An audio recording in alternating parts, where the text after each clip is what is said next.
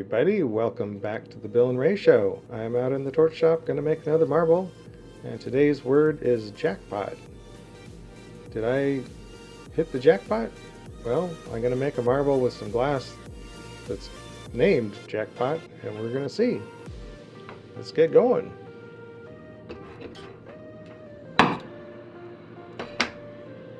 So usually I've got some of my prep work done, but I got a little bit more to do. So you wind up having all these little pieces. I've got some little short sections of stringer, various diameters, whatever, and I kind of collect these. I'm like, oh, what am I going to do with all this stuff? So at some point, I need to stick this stuff back together.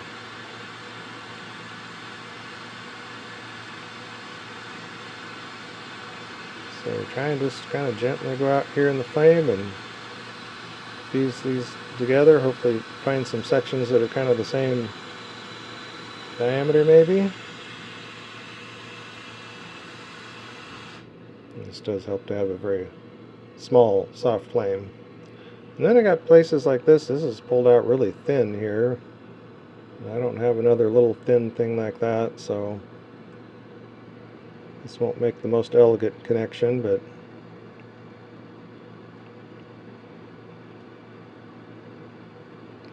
so one thing I sometimes do is kind of build up a little bit of a thick area.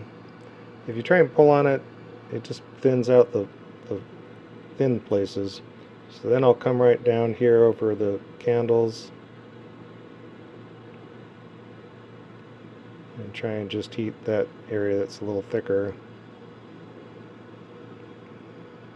And it's never 100% pretty,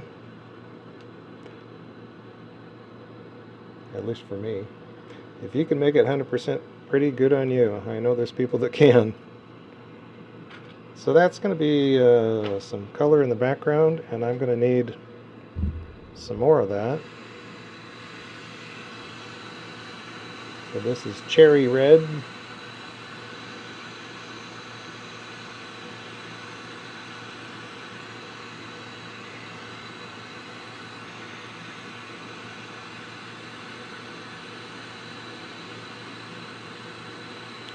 So that's where I can use some of these oddball, uneven sections of stitched together end pieces for the background, because that's just kind of a filler glass, so it doesn't have to be fancy pretty lines.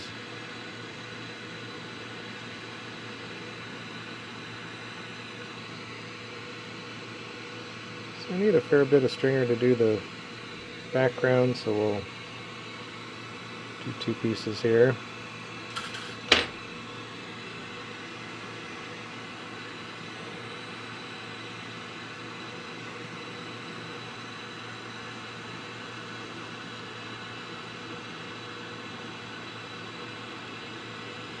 So pulling stringers, you're kind of paying attention to the area that's melting, and you're paying attention to an inch or two out, the area that you're drawing out, to make sure your diameter is what you want it to be.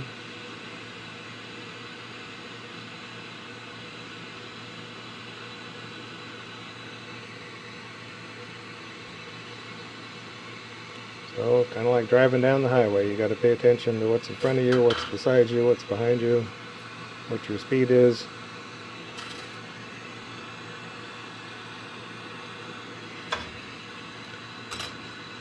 Us old farts aren't quite as good as multitasking as young people, I guess, but it's kind of a multitask situation. And then I wind up with some of my 8mm clear that I use a lot of, and wind up with a little short piece. And what are you going to do with that? Well, you got to fuse it onto a longer piece. I see I've got a little crack going on back here, so when I do this I want to kind of heal that up as well. Now, it's kind of a common thing in glass rods, is you'll get a crack that's just in that heat transition zone between the heated molten glass and the cold solid glass. So because again, this is just kind of filler rod material, I don't need to get too fancy with eliminating any glass that's a little bit scuzzy, or this part doesn't have to be optically pure.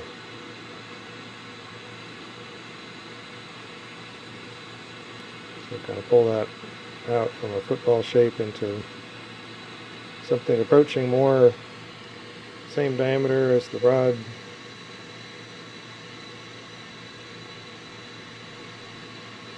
And wait a moment for that to set up, and then we'll go ahead and get this end ready to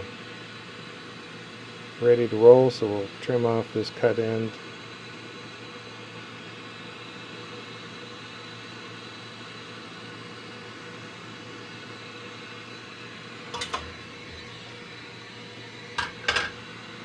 Okay, I think that is the main things I needed to do before I can jump into using some Jackpot. I'm going to use Jackpot as my sparkly color in this marble. And I'm going to make a central piece. This is similar work to what I've done with, I know at least one other marble I did this technique on, probably 2 videos I've already done, but I haven't done this with a sparkling color. And then my other glass that I'm going to use is the dark Amethyst, which seems to kind of react well with fuming without being as opaque as like a cobalt. So I'm going to kind of preheat a section. It's quite a bit more glass than I really need, but it's nice to have this larger diameter. I think this is like 16 millimeter glass, clear glass that I'm working with. And I'm going to kind of heat that up to glowing hot.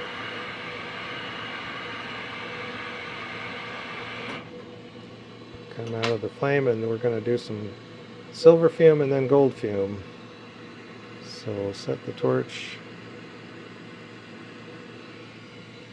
And while this base is pretty hot, hotter than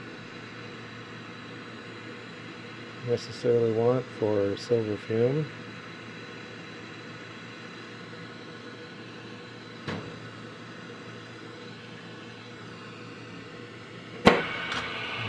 Kind of heat that in.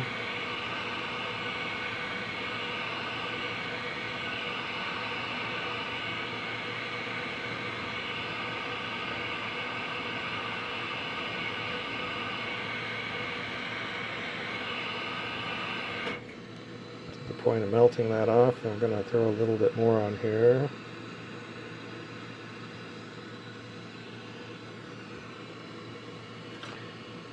We're going to come 180, and we're going to put down some gold fume. It wants a little more oxidizing, and it prefers the base to be a little cooler.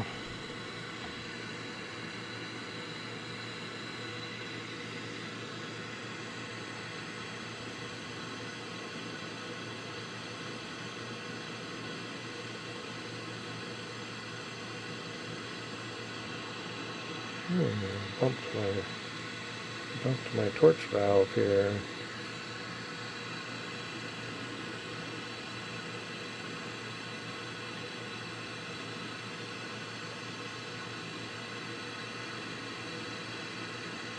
There it is.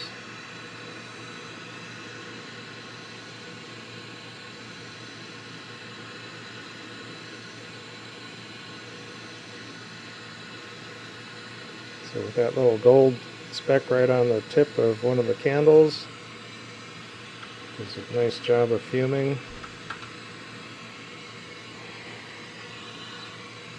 Alrighty, now we've got our jackpot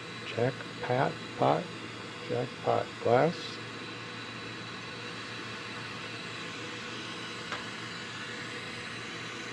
And I put down 4 lines of this.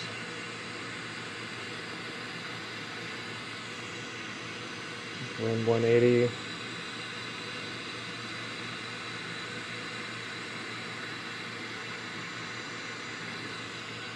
Now, I didn't pay much attention to where the sides were of the gold and silver fume. It doesn't really matter too much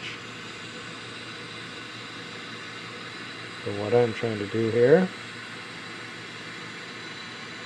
Alright, so put down a pattern of 4 lines of Jackpot, and then we're going to put down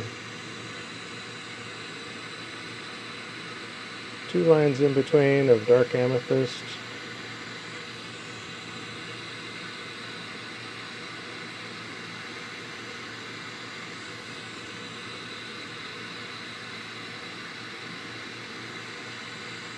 And again, with doing this, kind of notice the stringer stays in place and the base glass moves.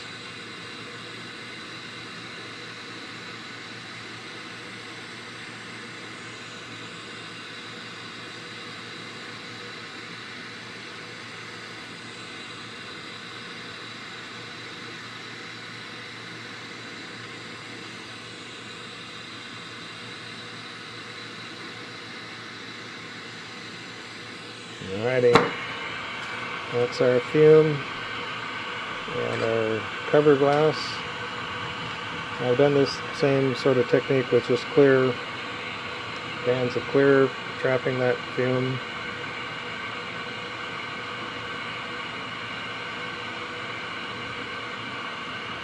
So this next phase we're melting in the color and we're burning out the fume.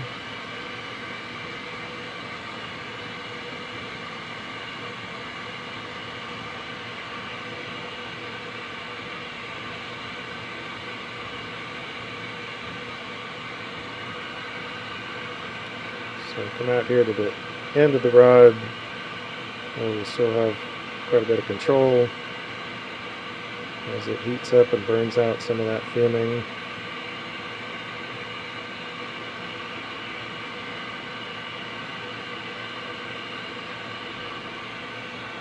I can't go very far with that until it gets a little out of control. We need a handle. Got a bunch of handles laying around here.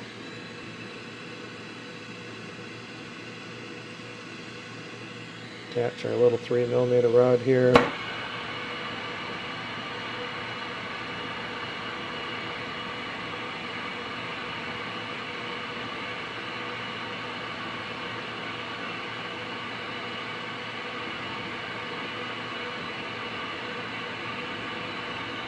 I can really heat this area and burn out the fume there. I could work my way across the piece doing that, but at this point, I want to get rid of this heavy rod.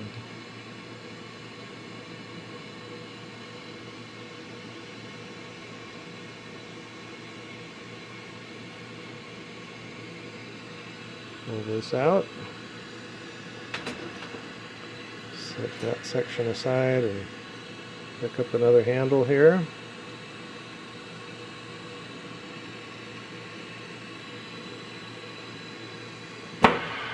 Now we want to cook out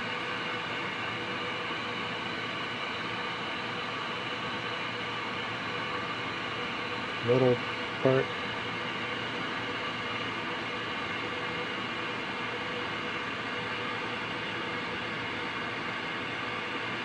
So this involves getting the glass kind of superheated to get that fume to evaporate.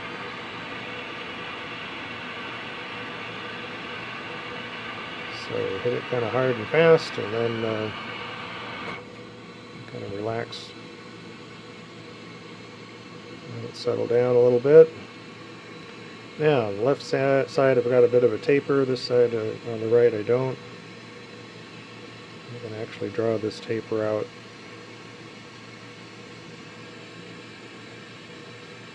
I don't really want to mess with my attachment, but it might get really messed up.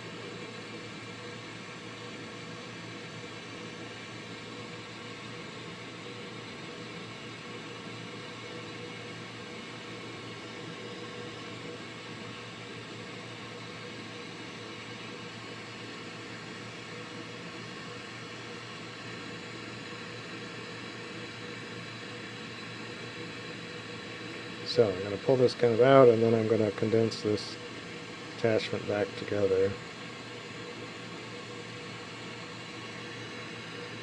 Okay.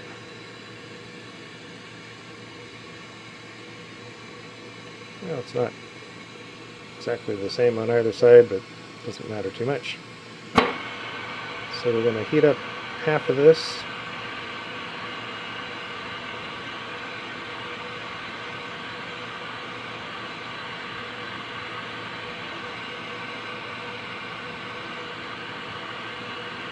And get it to a good heat, and we're going to twist it up.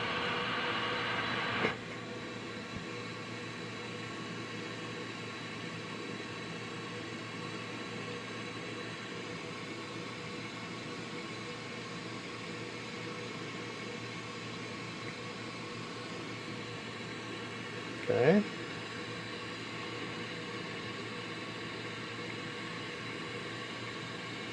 Let that set up a little, and then we're going to go to this other side and heat this up.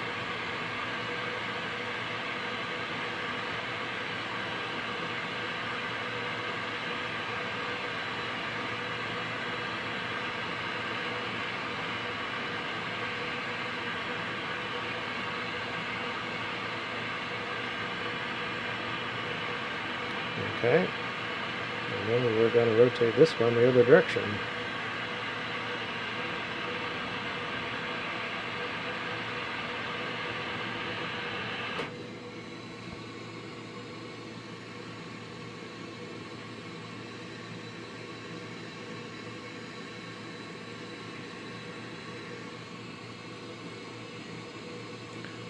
Transition's not exactly in the middle.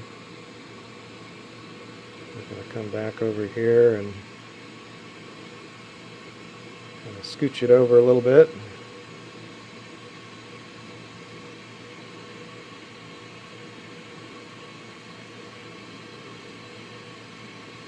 So we're just giving a little twisting tension on there.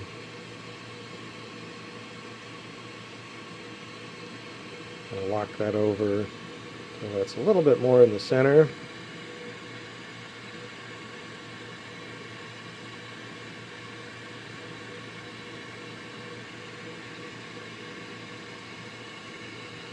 Alright, now we want to heat up this whole center section.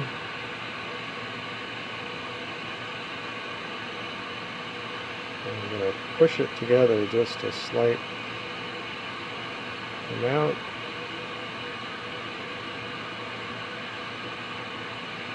Probably gives me an idea of how soft it is. And then I'm going to bend this loop around.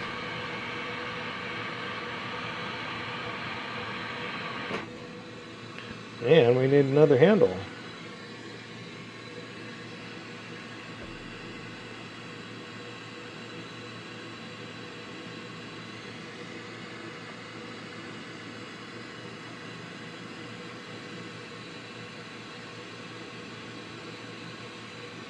Okay, so we build up a chunky attachment, and then we need to lose our other handles over here. We don't need these anymore.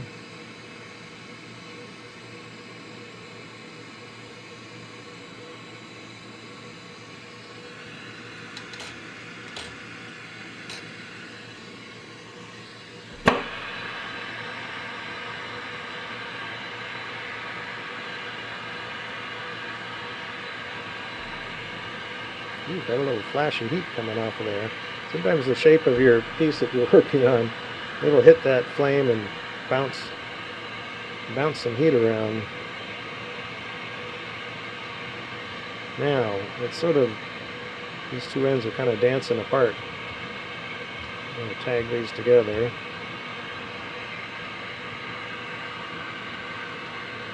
So this whole chunk right now is like way more glass than I need for what I'm going to do.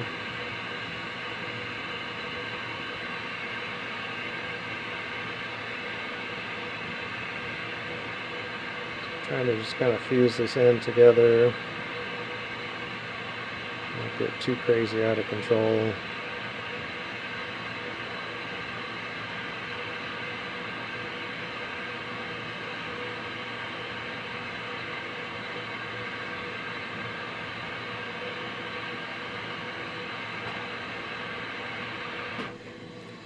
But we can already see we've got quite a bit excess glass we could cut off here. This looks like a job for diamond shears. These generally have a little bit of beeswax on them.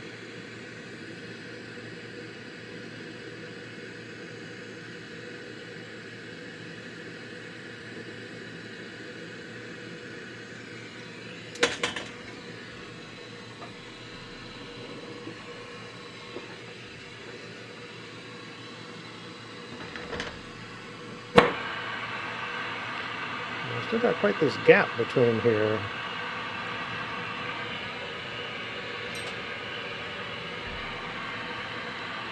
I want these two pieces to fuse together.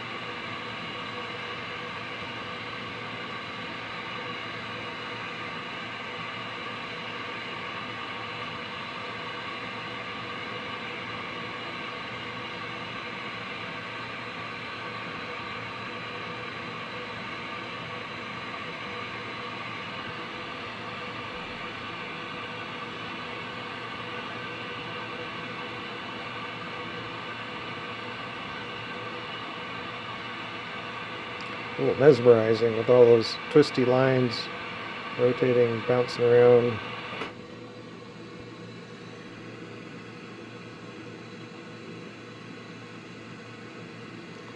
So we'll add a handle on this end.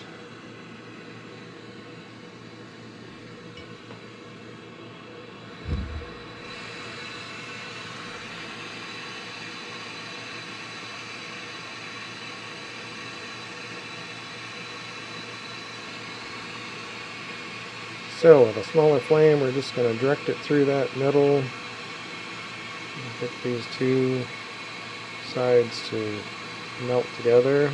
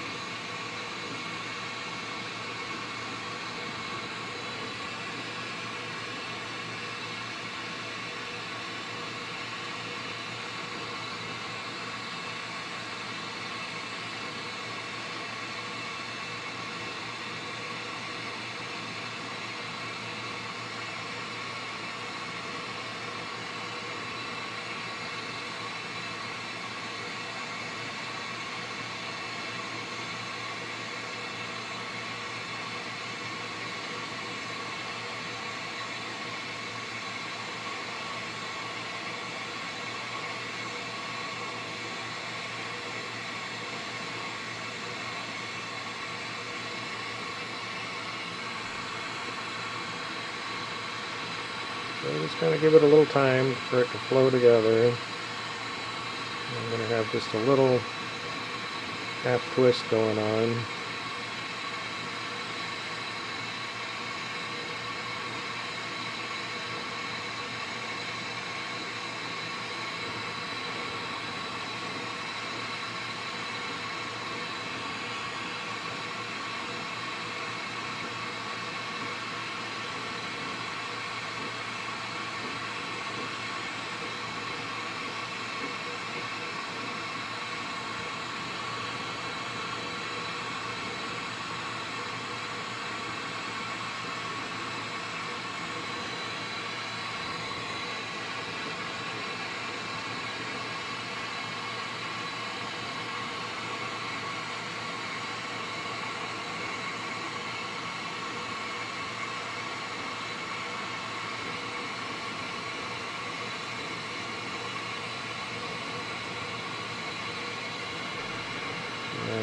pull this one side out.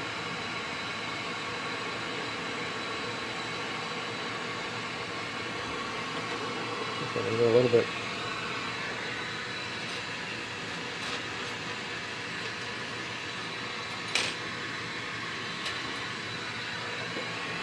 A little bit longer handle, get a little bit more weight to this, because I'm going to have to set this piece aside into our little warming oven.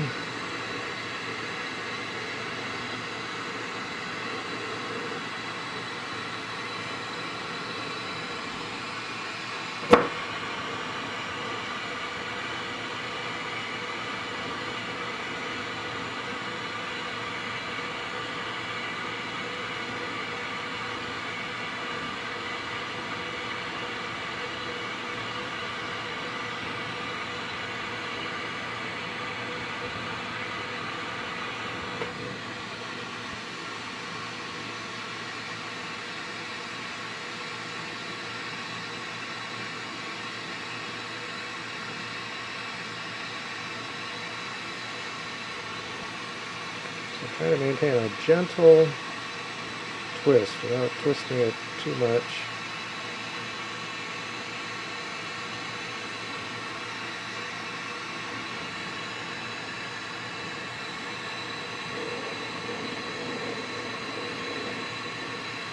Cut this free on this end.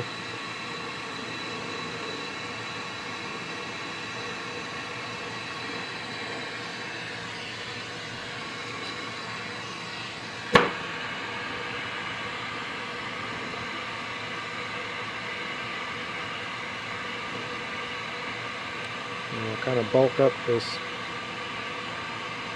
side.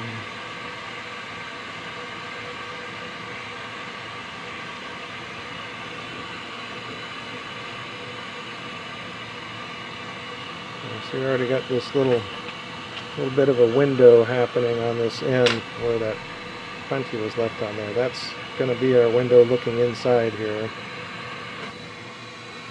So we'll settle this down for a second and put it in our little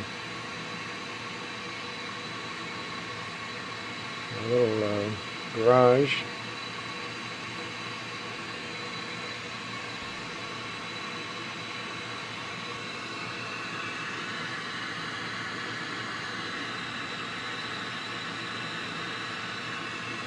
Okay.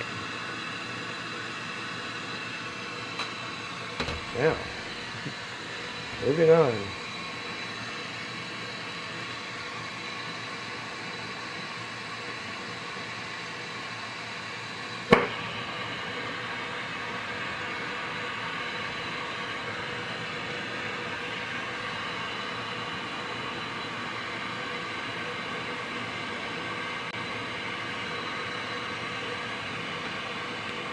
So we're going to put this main build rod prepped here with cleaning off the cut end and looking for any obvious impurities here that we can get rid of.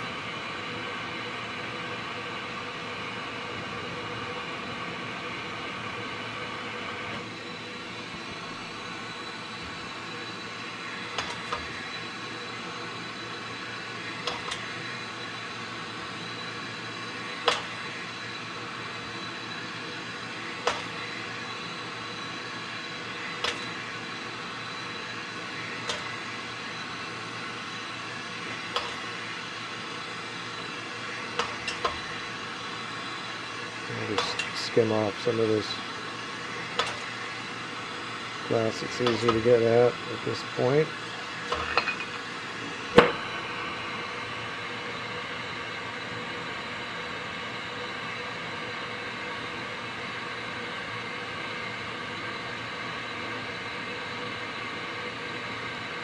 How's everybody doing out there? I really hope you guys are doing well. Taking care of yourselves.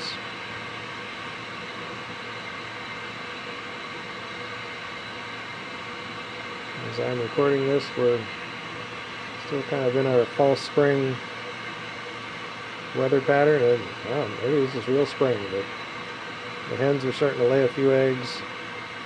They're out running around in the yard. They've been You have all these old-fashioned terms of make hay while the sun shines and being cooped up and all different things people say. The hens have been cooped up for a long time through a cold stretch in the winter. They didn't leave their coop for, well, you get out of the coop itself is just a 4x8 little structure fully enclosed. And outside of that is a little yard that's fully enclosed with netting, chicken wire, all around and plus over the top. So they can't get anybody in there messing with them as long as they stay in that environment. And then for quite a while we've let them out into our garden space, and that's a larger space but fenced in. So now we finally have let them totally free range. They get outside of that garden space and they get to go all over the yard and mess around. And we have a pond in a rock garden right outside our house entry, and that's kind of the community watering hole for wildlife, and in the past it was always kind of the main water source for the chickens. But this morning was the first time I went out the door, first time this year, and there was a chicken up at the pond getting water there, so that's kind of neat. They're definitely enjoying being free. That's what free range is all about. So they are happy hens, and they've decided it's time to start laying some eggs.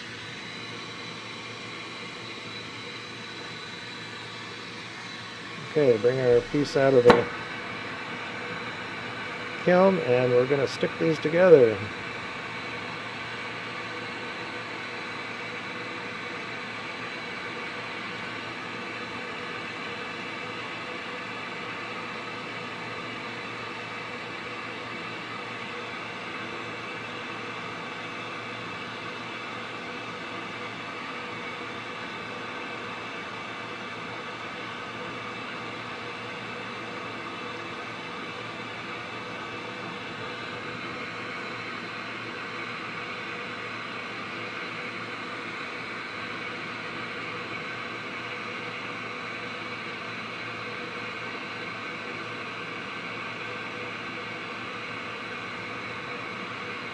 This to be a pretty hot connection.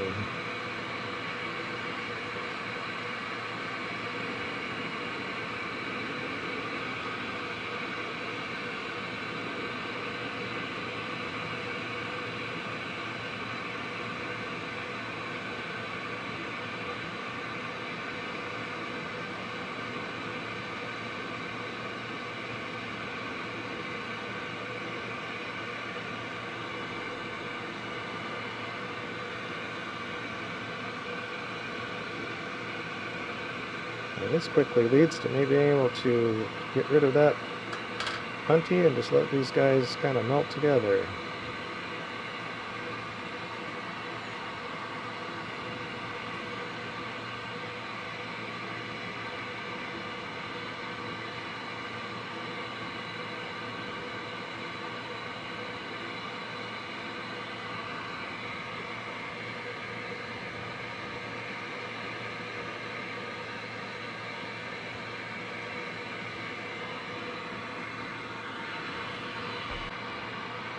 Alright, I'm going to do a little two-stage process here, so we're going to let this kind of settle in, support this, and get these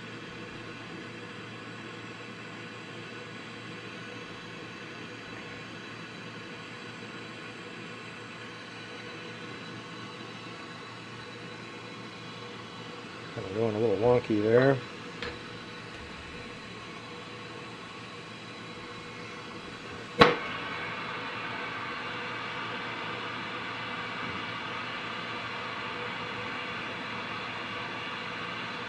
So now just trying to keep this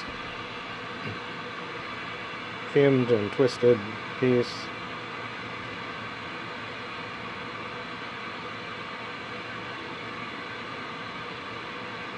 Focus our efforts here. We want this to start into a cone shape without applying too many weird distortions.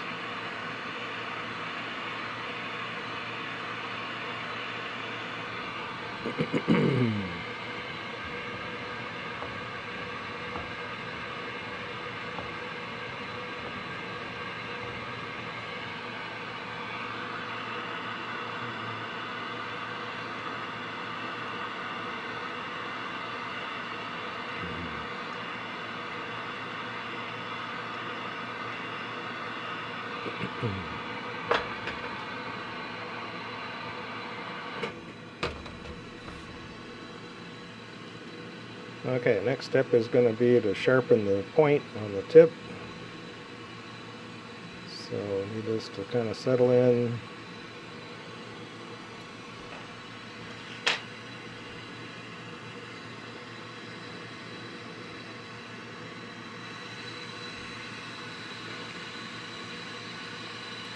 And heat just this very end.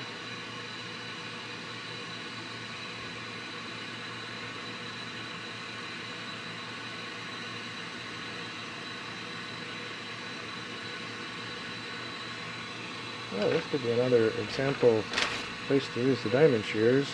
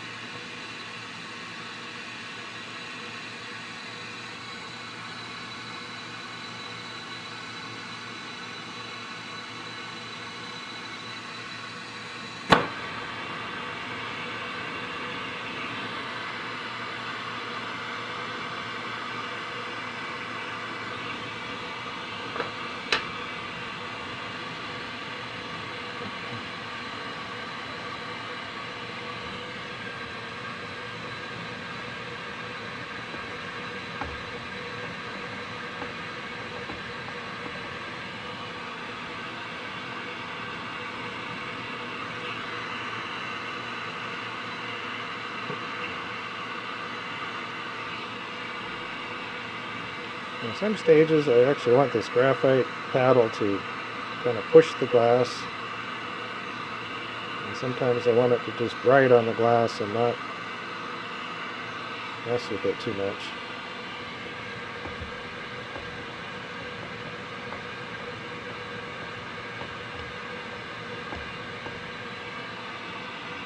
Okay, we're transformed, I think, into our appropriate cone-shaped starting point.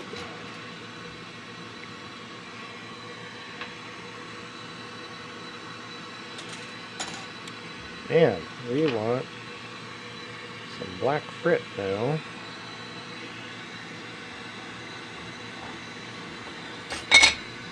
A little hot. Unless you have asbestos fingers, don't try this at home.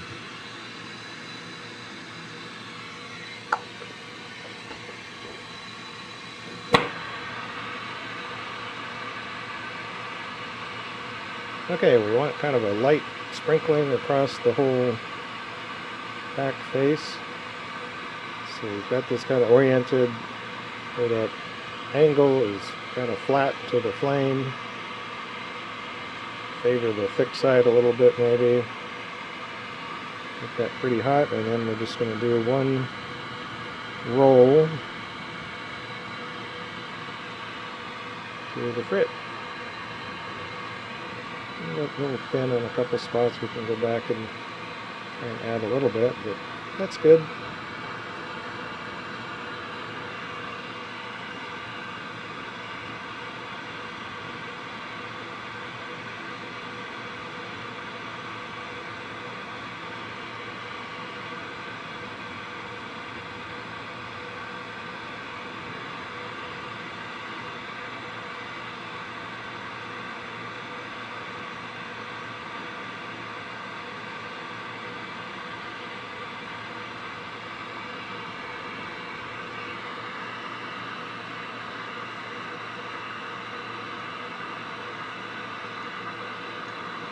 Okay, kind of smooth that in and focus our vortex a little bit.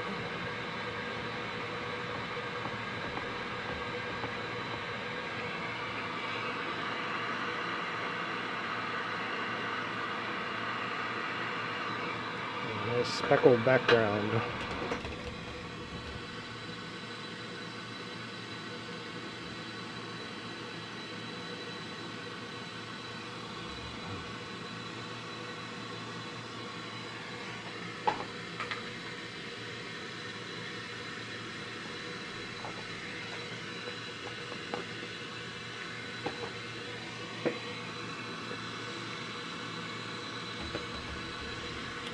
Okay, now we've got this red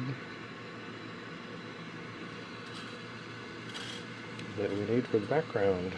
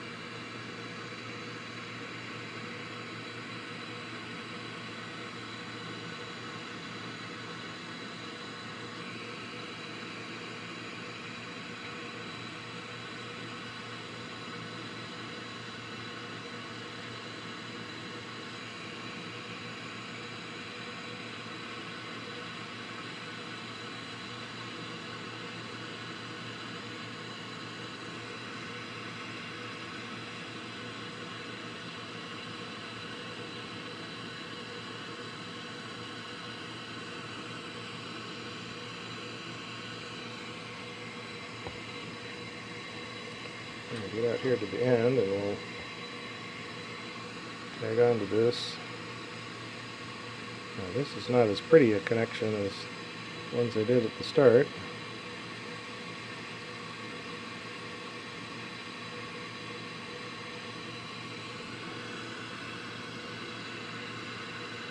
But hopefully it will hold together for a moment.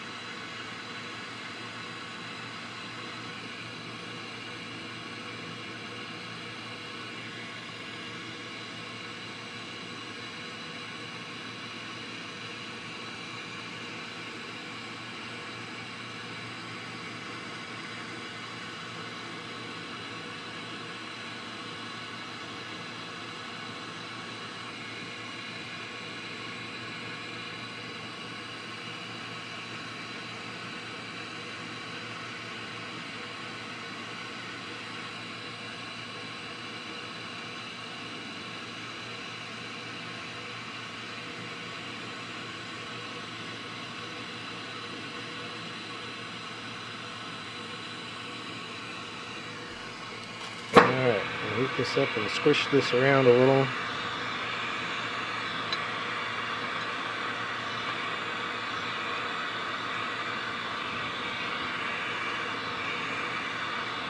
Before we go back in and fill in the cracks.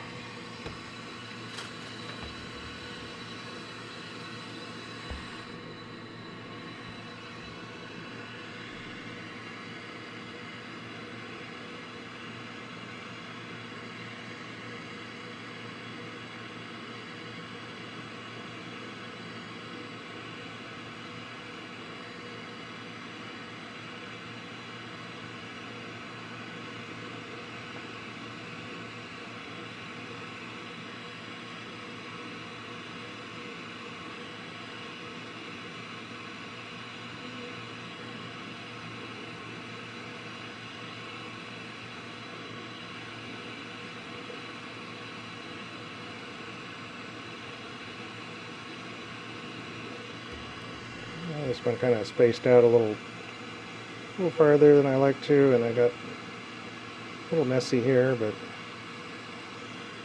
doesn't matter too much.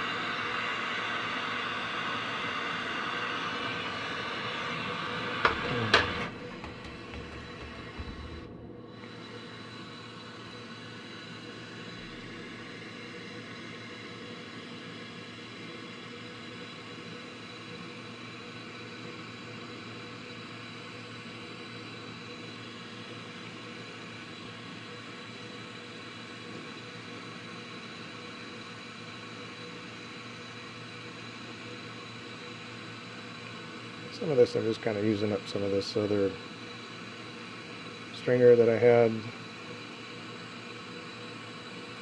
Just to add some density and some bulk to this.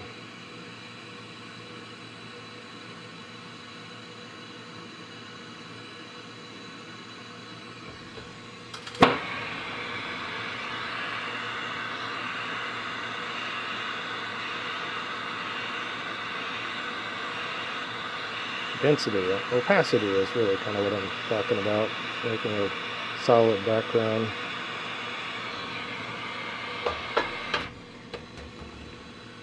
Alrighty, next phase. I'm going to try add some gold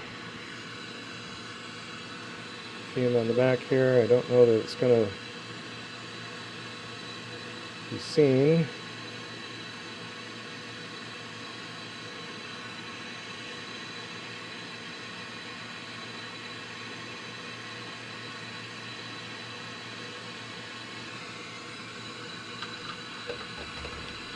And then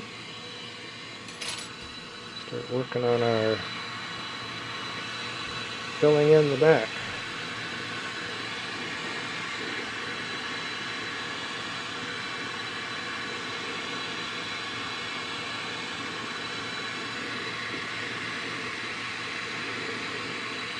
So we start at the tip, but leave the very tip open.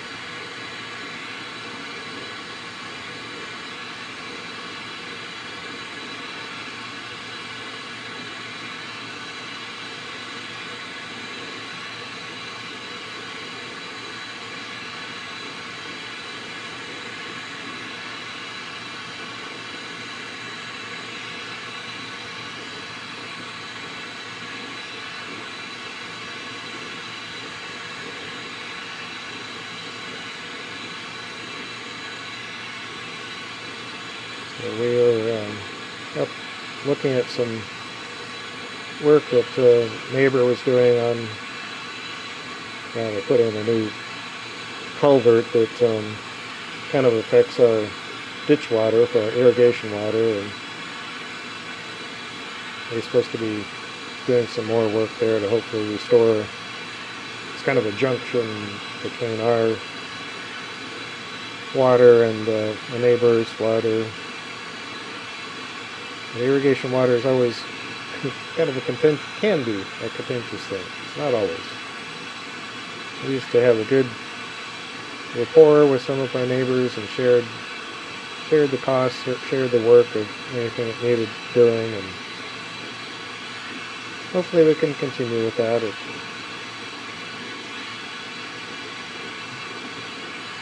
It's always a changing environment with some different owners, new people, property being divided or sold or whatever, and it gets more complicated potentially. But we had such a cold stretch in this winter that there was a big ice jam basically on our irrigation ditch, so it hasn't been flowing freely for through the winter, which it often does continue to flow. Even if there's a layer of ice on top, it'll continue to have some water flowing through it. But it's always sketchy when it ices up, spills over the side. That can cause erosion and problems as things thaw out. When things are frozen, it doesn't really have much of an issue. The water's just running on top of the frozen ground or ice. And as we enter the springtime, it's always, what's going on with the ditch? What's going on with irrigation water? What's going on in the neighborhood?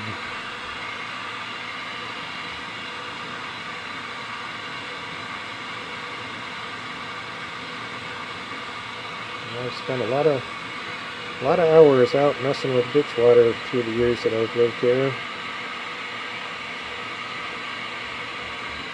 But I don't get out there quite like I used to. I just have very little personal stake in the majority of the water at this point, so I don't mind participating a little bit, but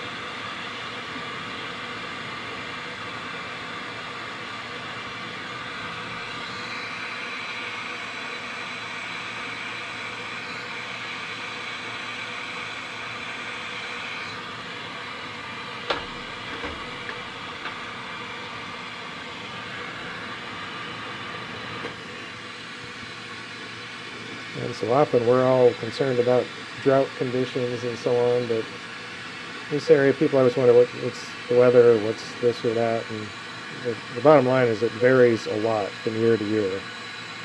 So 6 years ago, this time of year, we had a couple of feet of snow on the ground. Right now we have nothing.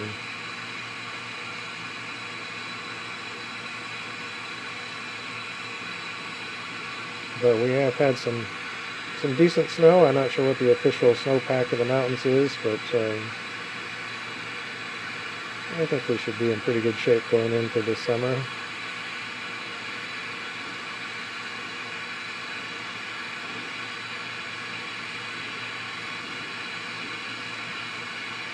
Seems like we've had a lot of that pattern where the mountains get snow and the valleys kind of get nothing, which is fine in the winter time.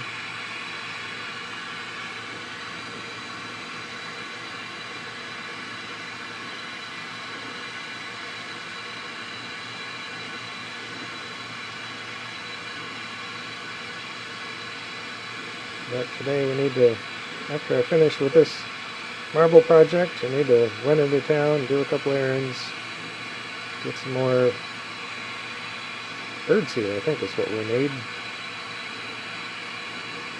Ray has kind of a deal with the birds. She feeds them year-round, basically, and in return they keep the bugs under control, and it's fun to have lots of birds around.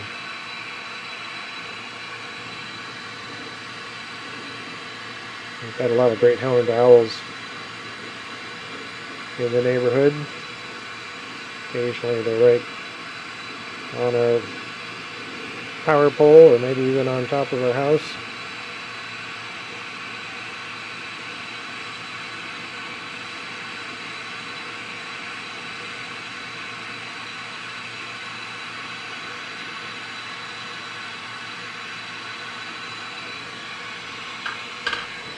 We have another smaller hawk that has been more prevalent in recent years. Of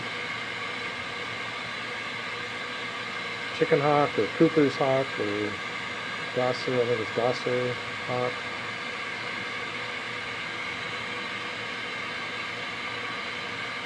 Because we have a lot of little birds, a lot of quail and starlings.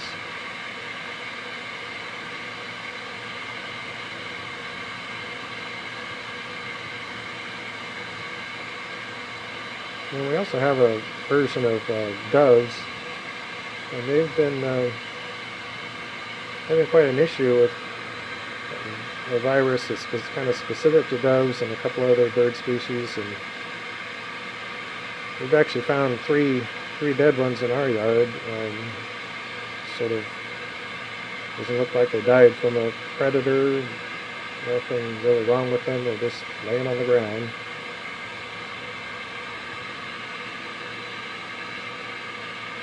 I was just reading an article that said if you have 5 of those birds in your yard, well, any bird, that was their threshold. When you have 5 of them dead in your yard, you should contact the Fish and Wildlife. I thought, man, that's for most people, just like a normal yard, that would be pretty significant. Find 5 dead birds in your yard, I think that's kind of alarming.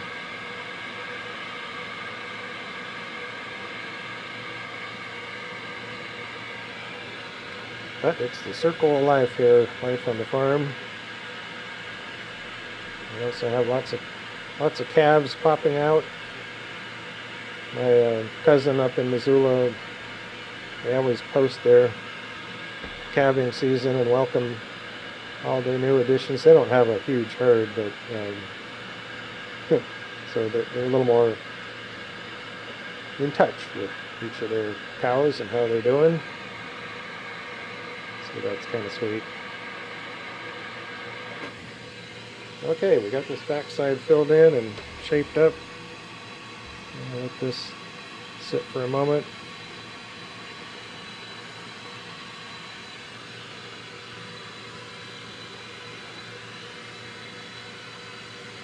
This is my anatomy of a Vortex marble mug. I have an old school diagram, optical ray tracing kind of a thing. Maybe not a accurate optical ray trace, because I had to do some pretty basic design work. Didn't get too complicated.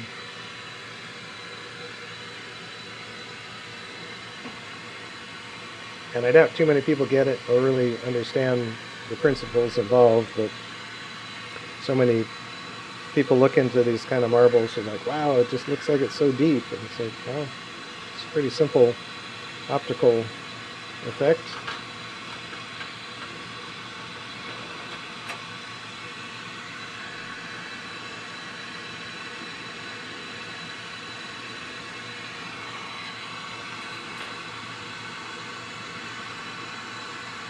Sort of prepping this punchy for something to do, but we're ready to start putting on our background colors. We'll start off with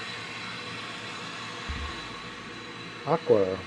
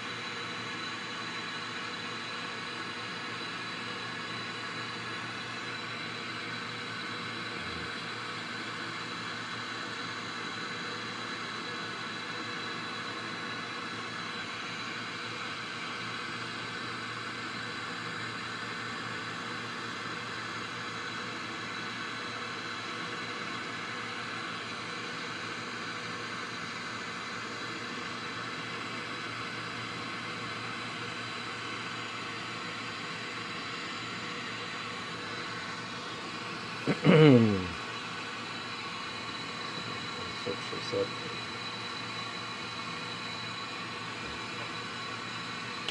And then we'll do a stripe of green. This is the dark green from Glasstronics.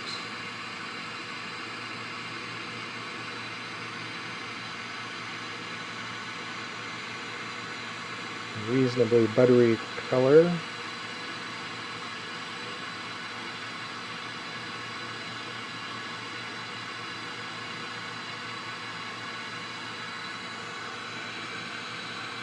It tends to flow pretty freely and doesn't seem to have a lot of bubbles or boiling issues. Oops. But it still breaks. All this glass still breaks.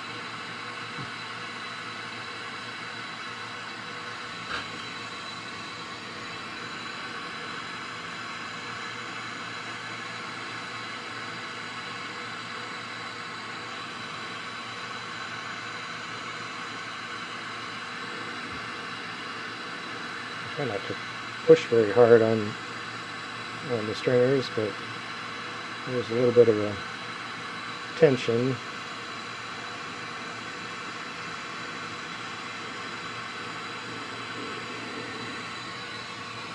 Okay, and then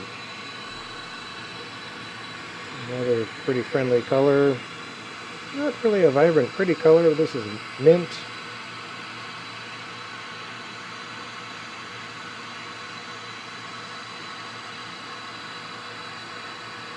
Pretty good what you see is what you get color.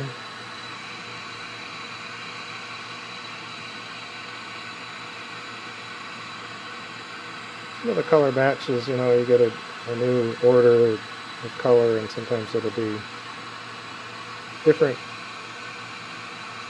in the way it behaves, or it's got more bubbles or something going on.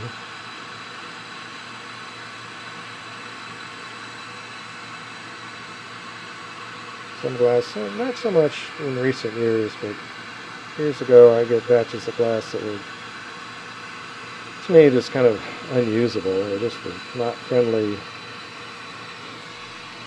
at all.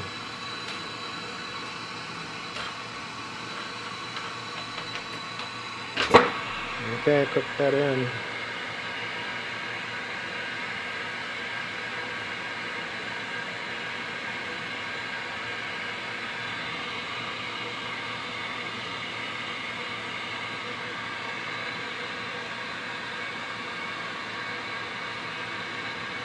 Because these color lines that I use on the backside, they go through a lot.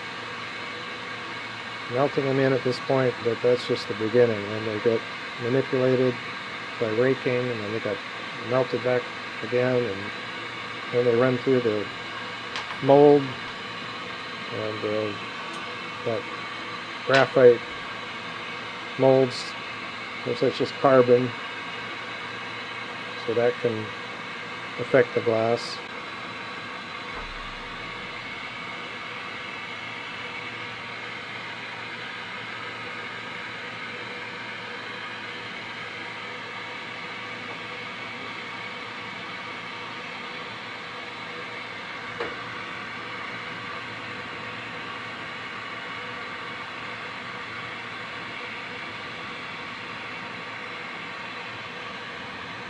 Okay, that looks pretty good.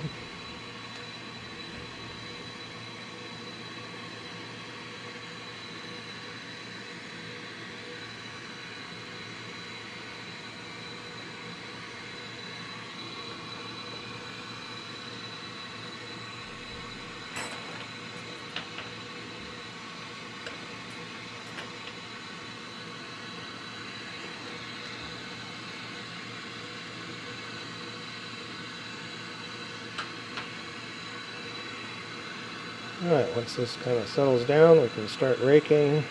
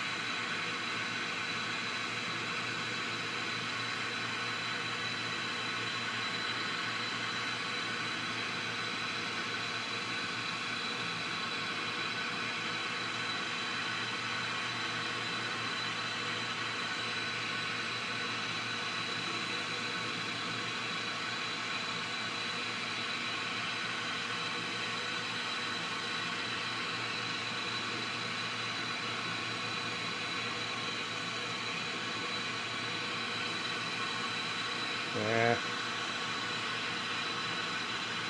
So get this tearing effect. Dang it. Not like that. Much as I've done this, I still have these issues now and again. It drives me nuts.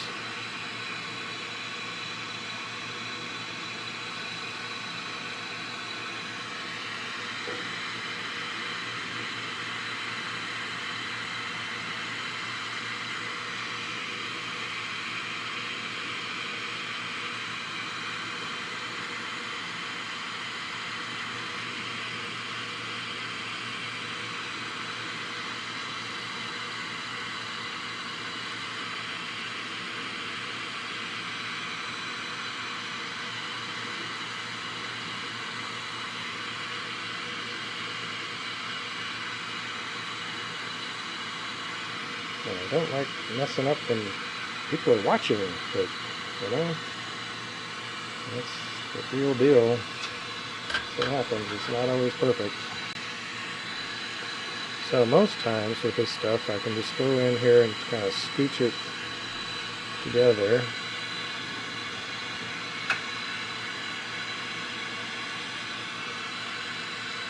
Generally is all it takes.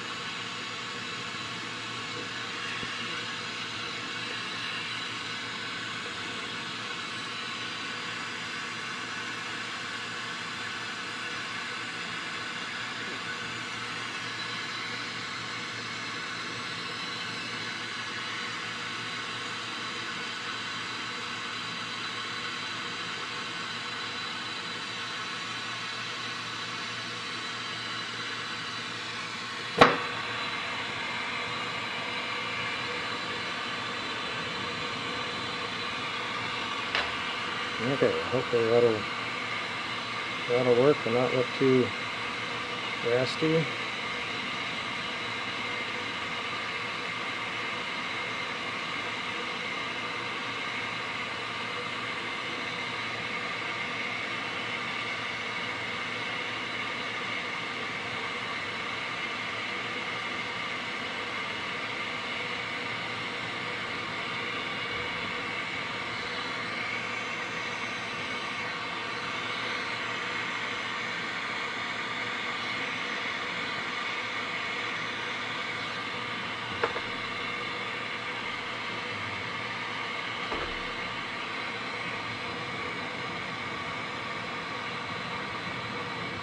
Use the marble mold a little more aggressively to heal up some of that boo-boos.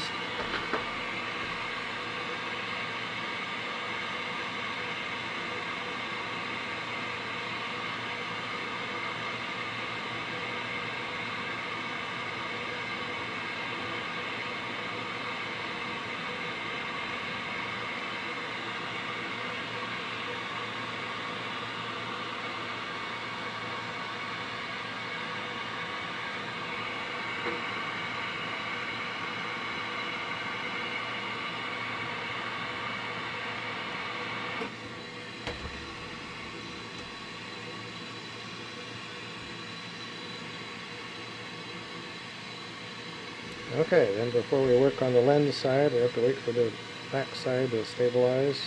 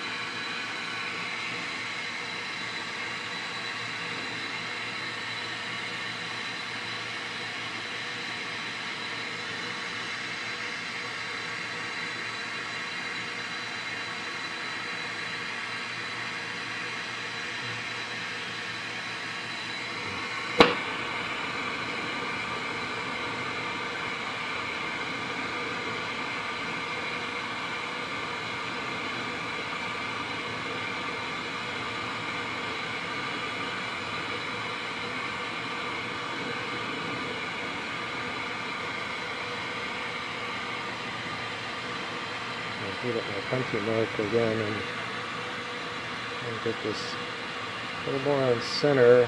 Just focus on the right hand side, and that circumference transition became the color and clear.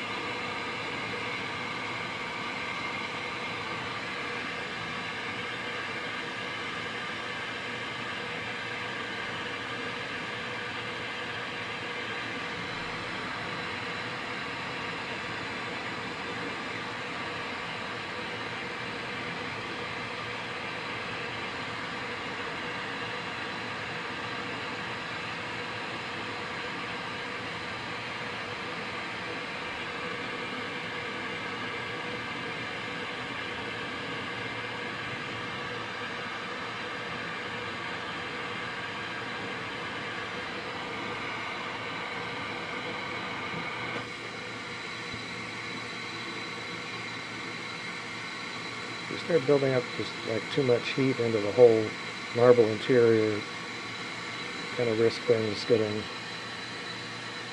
a little out of control. So kind of go back to focus on the area where the clear rod on the left side is feeding into, basically just building up that lens, condensing that glass.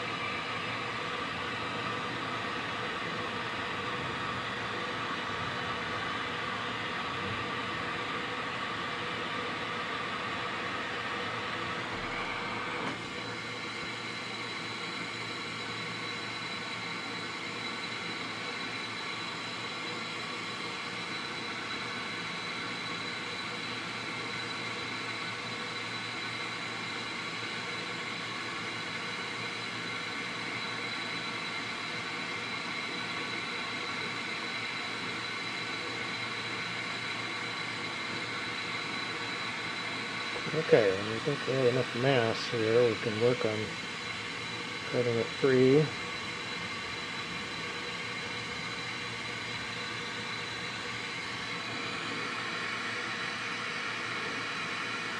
Another place for rollers to cut this through. I keep saying this, I'm going to bring my rollers that I put together over here, but I keep forgetting.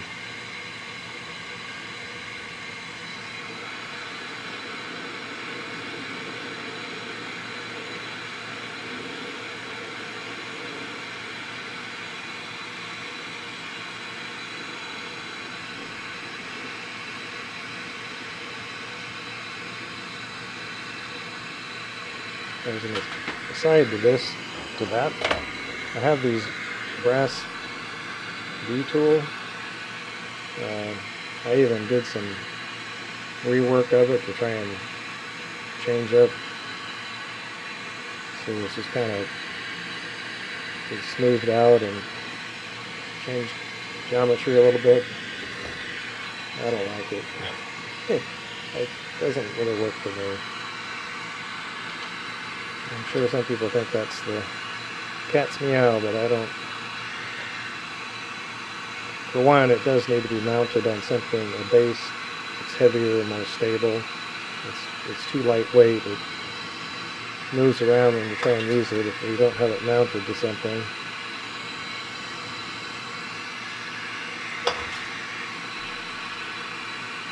Sometimes people have those mounted on their torch somehow, and that's probably makes a lot more sense.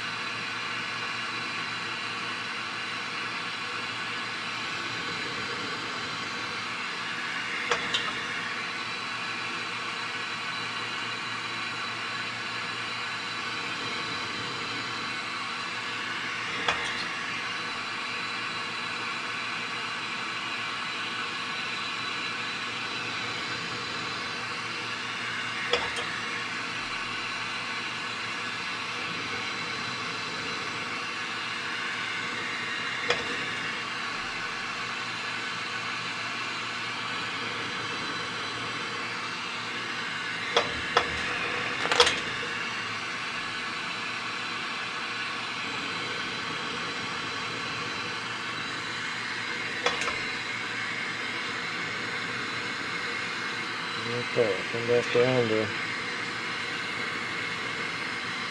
the end here, drag this out and try and gently keep that in.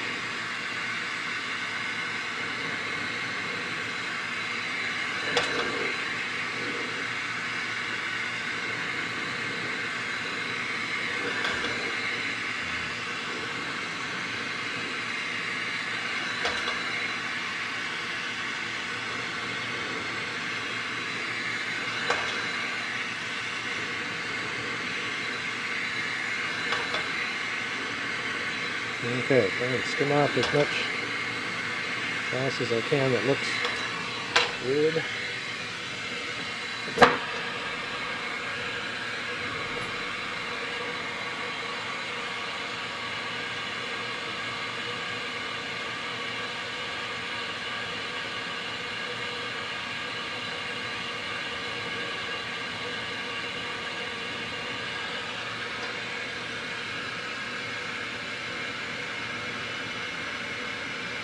At this phase, when you get that clear glass all heated up evenly, if you see things that are uneven, bright spots or specks or color deviations,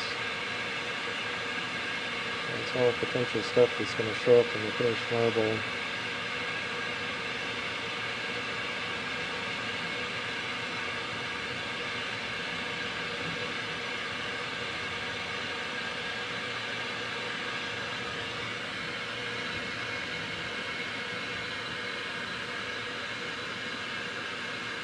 But don't drive yourself crazy about it. Always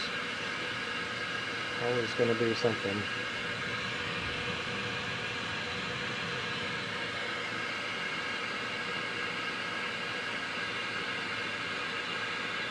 I'm not making Waterford crystal here.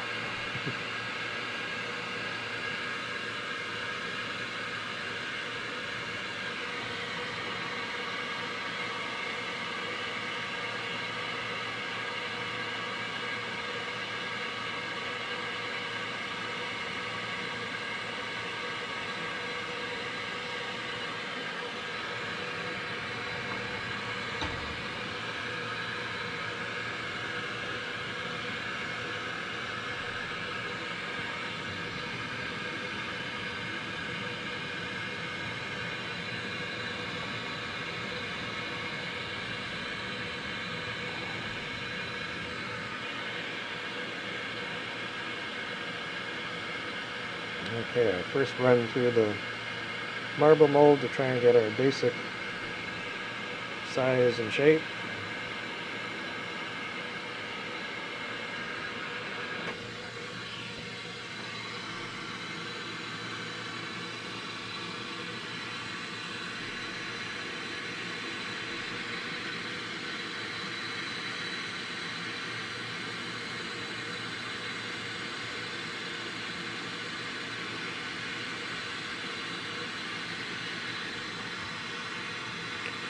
This step is always very challenging to figure out because you do want to maintain some heat, but if you try and switch punties too soon, you kind of lose control over this front lens, and it's not a disaster, but not helping.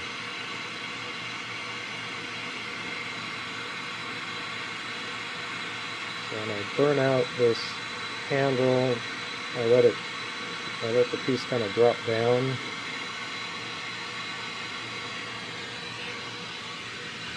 Which helps kind of maintain the punchy on center. And try and keep rotating through that whole process.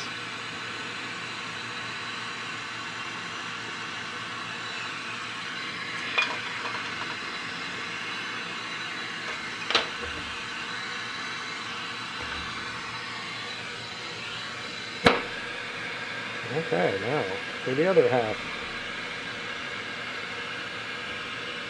You can only work on half a marble at a time.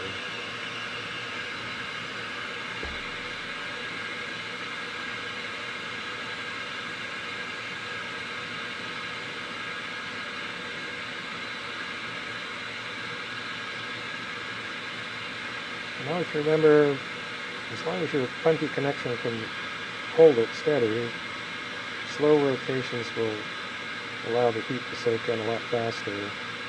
But if you get too slow a rotation, you risk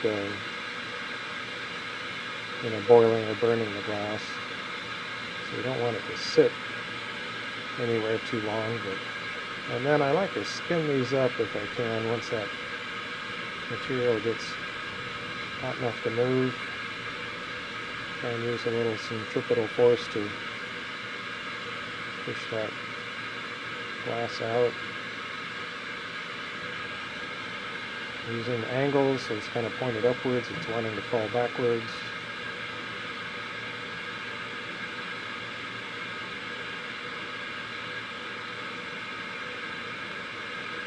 And then we'll go into the marble mold, kind of level.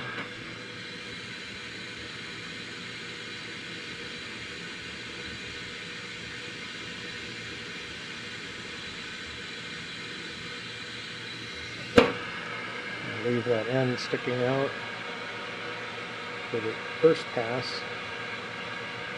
And try and do that to preserve the focal point of the vortex as much as there is one. And let it kind of blend together on its own.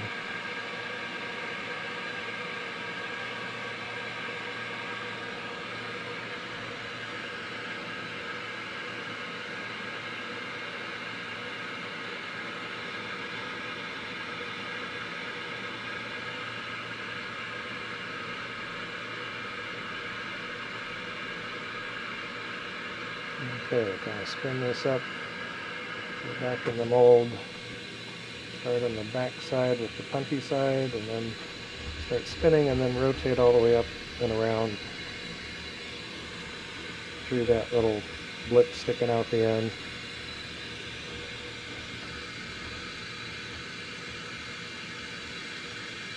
In this step, if it's hot enough, we'll get a good part of the rounding finished.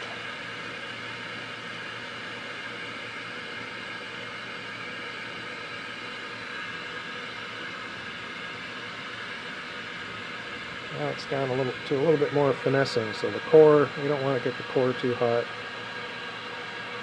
I'm just trying to get the outside layers to move.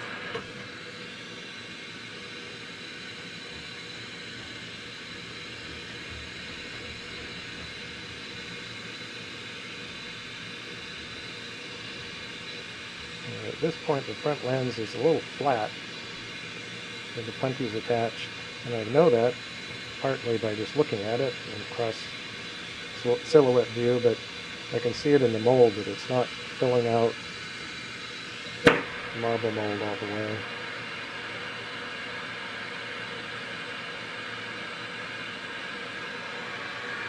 So what do we do about that? Well, we let it hang for one.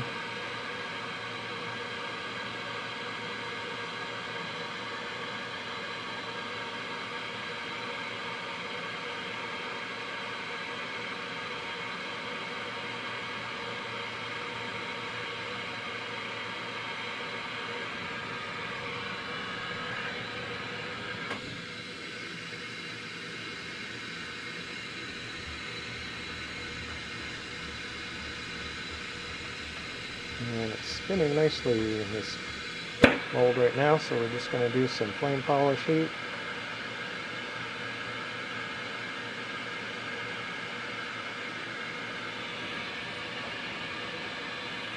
So we get that very end hot. And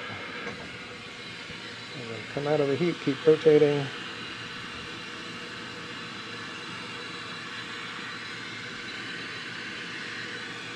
Now it takes a little patience.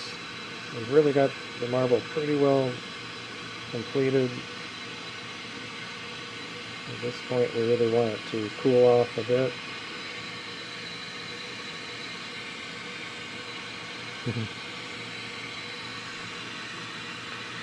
Yes, this Jackpot makes some really nice shimmering, more almost a dichroic shimmer than sparkles. The Disco Sparkle is definitely a much more chunkier sparkle effect.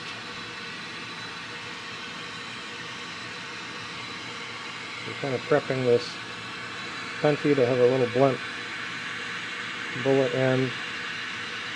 Keep the glass you're sticking it to so it's glowing. Keep the tip just a little bit.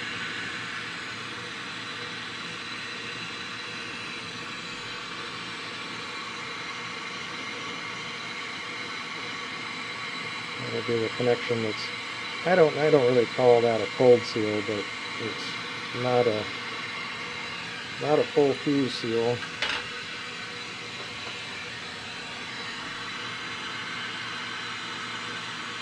Nada. Nada.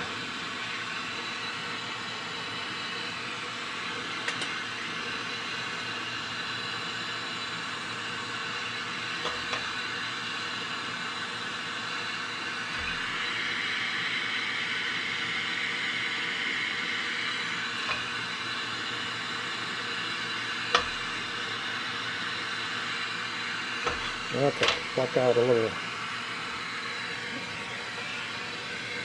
mixed glass there and impurities.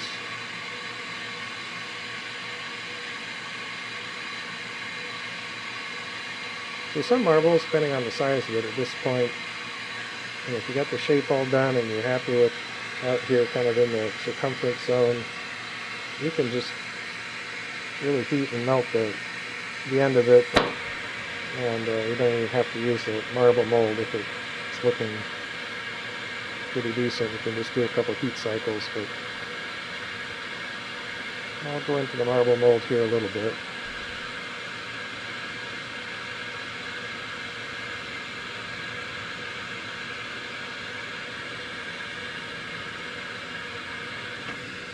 I'd like to make sure, if I can, I push that glass out to the very front.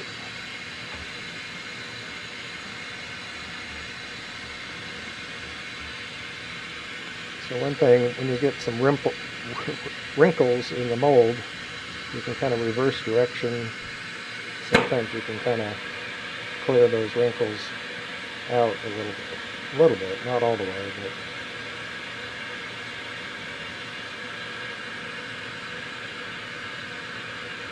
So now, if anything, it looked like it was sticking out the very end. So let that cool. A second, come into the marble mold, try and spin that up.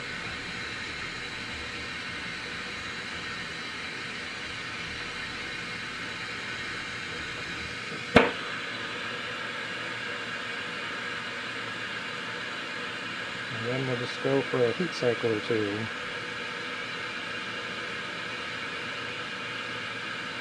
If you try and keep going back in the marble mold, you just keep creating some issues. So you always want your final shaping, if you will, to just be some heat and gravity, so it makes the smoothest shapes.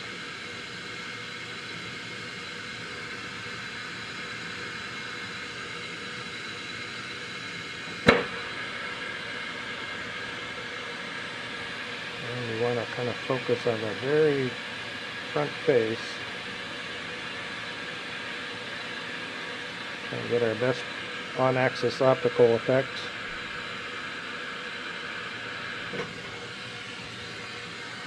And of course, all this later process, I'm looking at reflections. Look at some of my lights.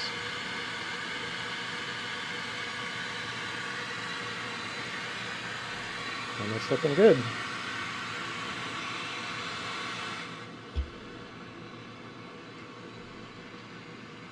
I think this worked successfully to do the effect that I was looking for. I got lots of nice, like I say, shimmery sparkles and some rainbow fume effects.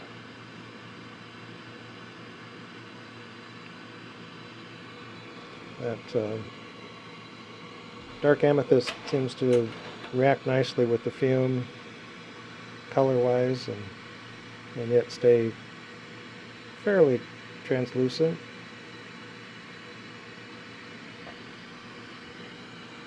And these backside colors have a nice soft kind of soothing blues and greens,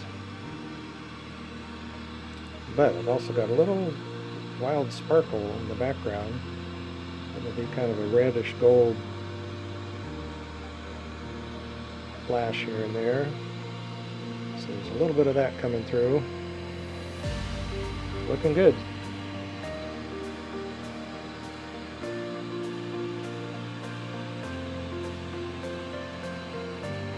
Okay guys, let's knock this off.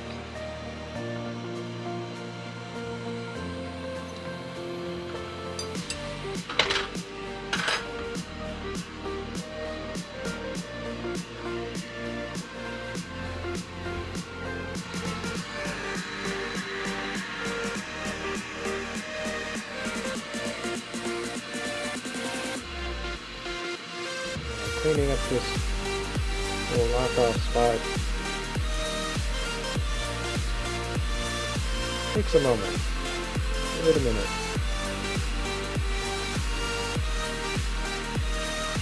Not just about making it smooth so it's not a little sharp edge.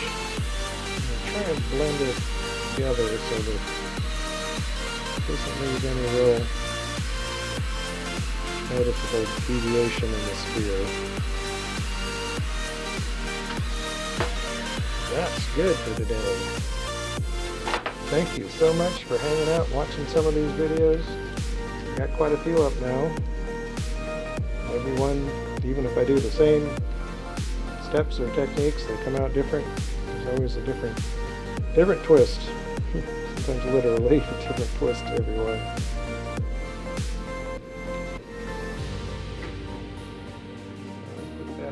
Kiln. I could have turned off my little accessory garage heater there a while ago, but that's okay. Still kind of chilly out, so it keeps us nice and warm in here when you got all these flame and glass and heater and kiln running. Anyhow, take care of yourselves, guys. Take care of those around you. Be good, be kind, and we'll see you next time.